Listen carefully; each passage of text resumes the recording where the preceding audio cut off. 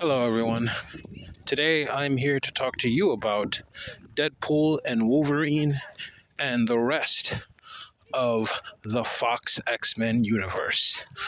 I am coming at you from outside, if you can tell from the obnoxious, loud conversation in the background. But I'm in a good mood today.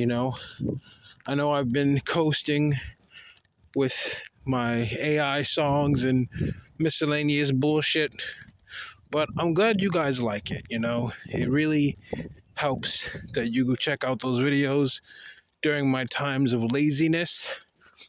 But I'm back now, and I'm here to talk to you guys about some good old superhero content.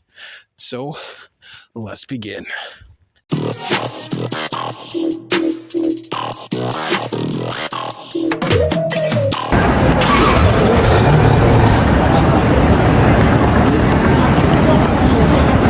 So, yeah, man, Deadpool 3 is coming.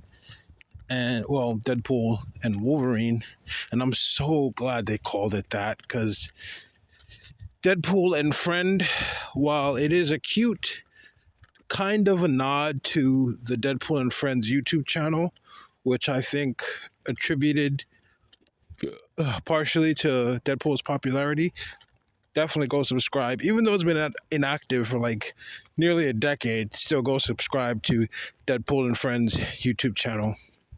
But Deadpool and Wolverine is a way better title, and I am very, very grateful for that. Um, I love what I saw in the trailer.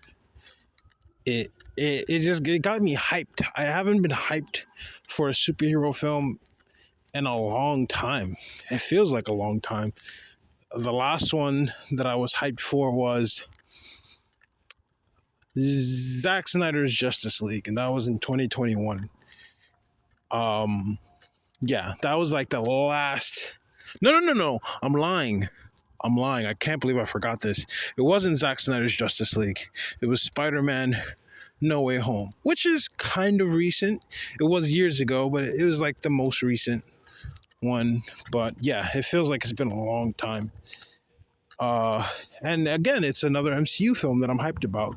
I hope one day James Gunn's DCU can bring that out of me, can bring that hype out of me. But you gotta cook the story first. You gotta cook the stories like Cody Rhodes. Like nobody gave a fuck about Cody Rhodes until he started doing his story arc. But he got to his story arc by doing the Stardust phase, the dashing phase, and then when he finally got to that story phase, people care, and you gotta cook it. You're not gonna care at first until you cook it and it's ready, and then people get hyped, and now everyone wants Cody. He's like the face of wrestling right now, at least within the community. To normies, it's still The Rock. For me, it's CM Punk, but it seems like for everyone else, it is definitely Cody Rhodes. So I think that's what's gonna happen for the DC universe one day. Gotta cook with Superman Legacy, Creature Commandos, some other bullshit, Supergirl, Woman of Tomorrow. At first glance, you're not gonna care about those movies, but give them time to cook. I think over time you will. But that's neither here nor there. Deadpool 3. I'm just gonna keep calling it Deadpool 3. I know it's Deadpool and Wolverine, but they withheld the name of the movie for so long that Deadpool 3 is just burned into my brain. So I'm just kind of used to calling it that. But hopefully over time, when the second trailer, I think definitely when the second trailer catches everyone's attention, people are going to start calling it Deadpool and Wolverine. So if I don't call it Deadpool and Wolverine, forgive me.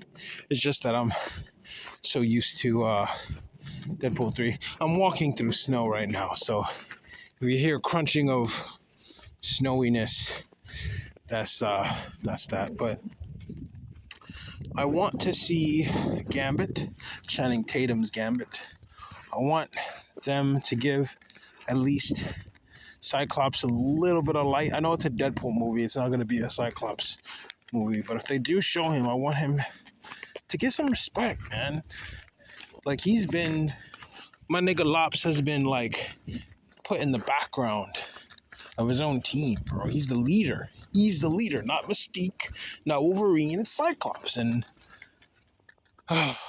hopefully when they reboot it, they'll do a proper X-Men like X-Men 97 is doing right now.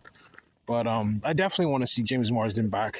And if I don't see him as a leader, if I just see him in the 90s animated, classic blue and yellow suit doing some cool laser shit, I-beam shit, I'm golden. If I see Channing Tatum's Gambit, I'm golden.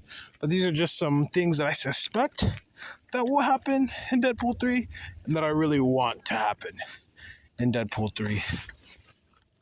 I hear that it is a swan song for the Fox X-Men universe. And you know what? I'm so grateful for that. I knew Deadpool 3 was coming, and I was like, obviously, that's technically, I don't care what no one says, that's technically, in my mind, still a Fox film that's connected to that universe, because, it's the same character, and he's going to close it out.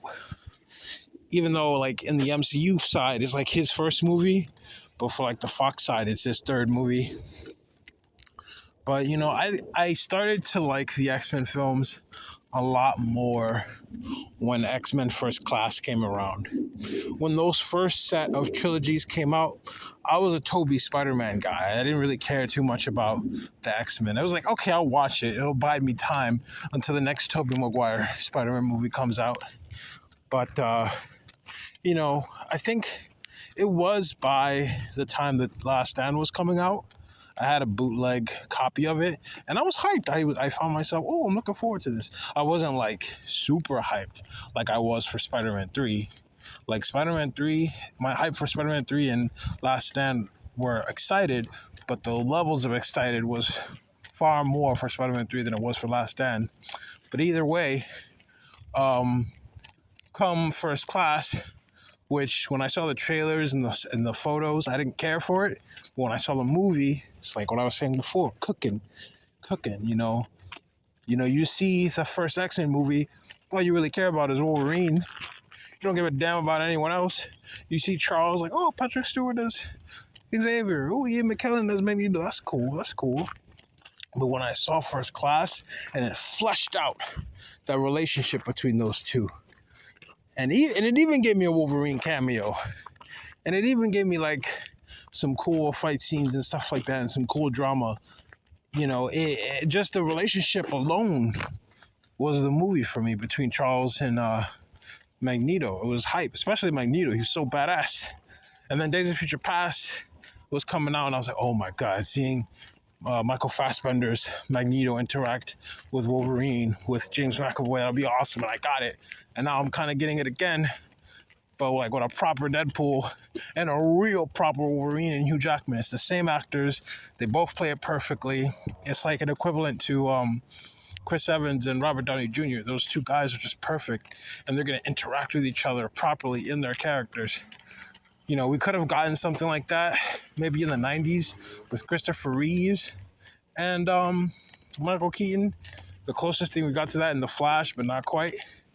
But it's cool because I love that, because it's the same thing with No Way Home. I absolutely love when you have characters from other franchises that are established, well-developed, and, and fully formed.